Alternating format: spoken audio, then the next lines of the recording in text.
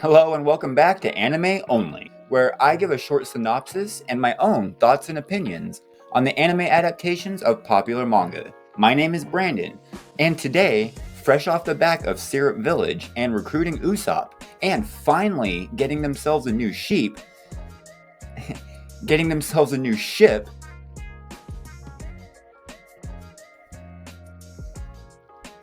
we finally rejoin our crew in episode 18 of One Piece. Let's jump right into it. So, this is the episode where our crew meets Gaimon, the ex-pirate turned self-proclaimed god who got stuck in a treasure chest for 20 years. You've gotta be shitting me. I am indeed not shitting you, suddenly sentient hippopotamus mask. But that is not even close to the weirdest thing that One Piece has to offer. And that just makes this episode even more thought-provoking. In this world of utter insanity and chaos, we spend an entire episode on this seemingly innocuous situation that could have happened to anybody. And I'm not the only person that thinks there is a lot hidden within this episode. In fact, I'm pretty sure the theory that the One Piece is the friends we made along the way stems from this episode. Why? God, not you too. Why put that at the beginning of the show? How is your voice so loud? I'm a big man in a small package. Well, Oda likes his parallels, and he thought he was only going to have 5 years to tell this story. So I think that the beginning of the series actually holds a lot of clues to where the story is ultimately headed. The fact that Gaimon's treasure is gone and the chests are empty is definitely provocative, to say the least, right? Right? Oh, now you're just not gonna... Thankfully, that theory was debunked years ago by Oda himself. However, I still think this episode warrants attention. Now, this episode begins with our crew deciding on a flag, which I happen to have right here behind me.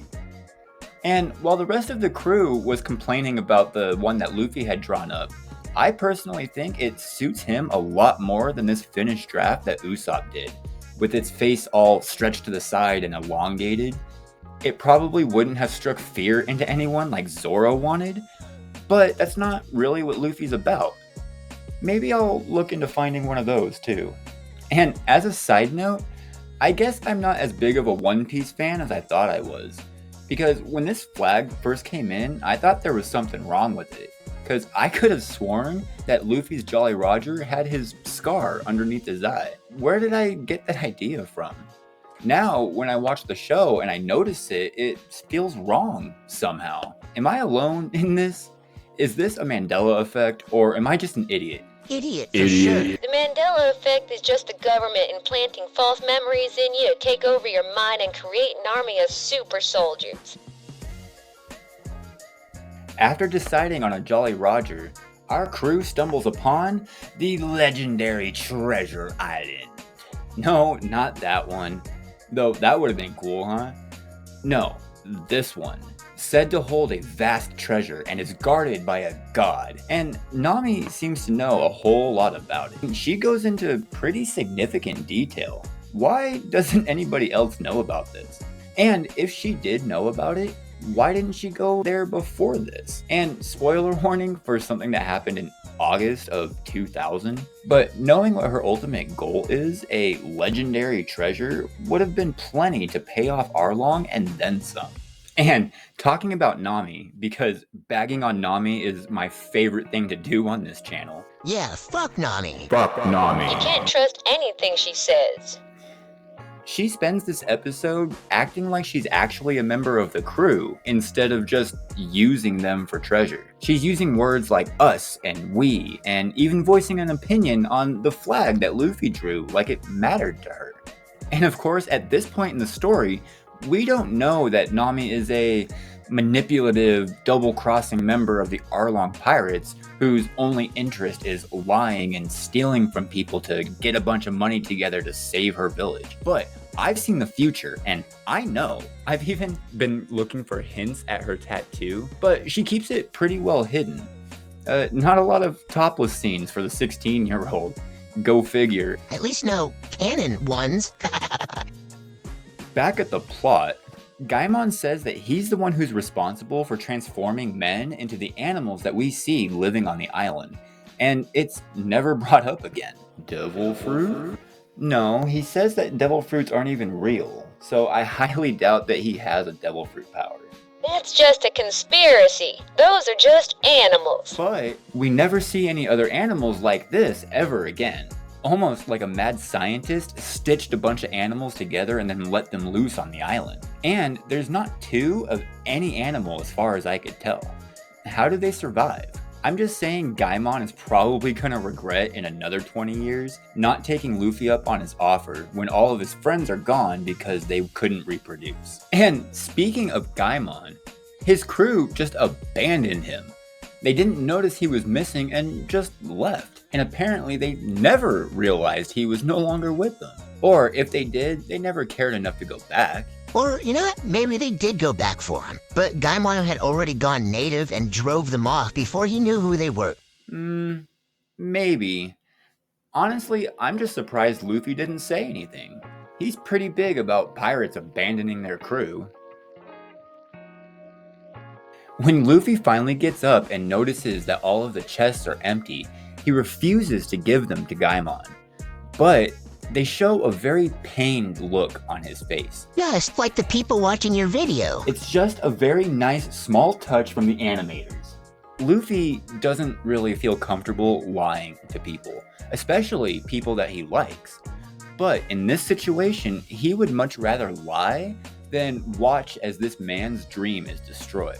And along that same line, Luffy inviting Gaimon into his crew is truly a touching scene. But to possibly destroy someone's dream myself, do you think that Luffy still would have asked Gaimon to join if Luffy wasn't the one who was singularly responsible for destroying his dream in the first place? Because I don't think so. I think this is the first time we ever see pity dictate Luffy's actions. Just like your subscribers. It's enough! You guys just stop. Just let me finish this.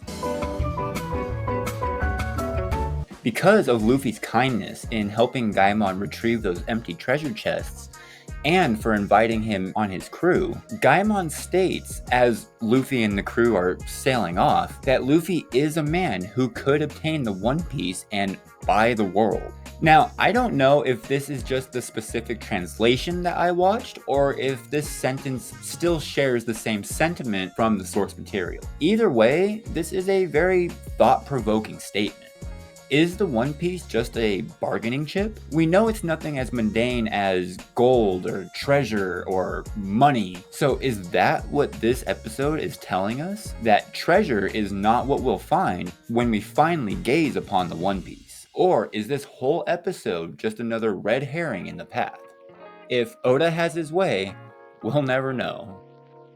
And that was episode 18 of One Piece. This one sticks in your head a little bit. It feels as though it should be important, but ultimately it doesn't really do anything. That is, of course, if you ignore all the countless hours that people have spent mulling over what it's supposed to mean. But with that, I haven't given my subscribers a good shout out in a little while. I promise I haven't forgotten about you guys. You are the reason I'm still doing this. So thank you from the bottom of my heart for any and all support that you've shown me since I started. And if you made it this far into the video, why don't you go ahead and leave a like? It's just a button click for you and it helps my channel a ton.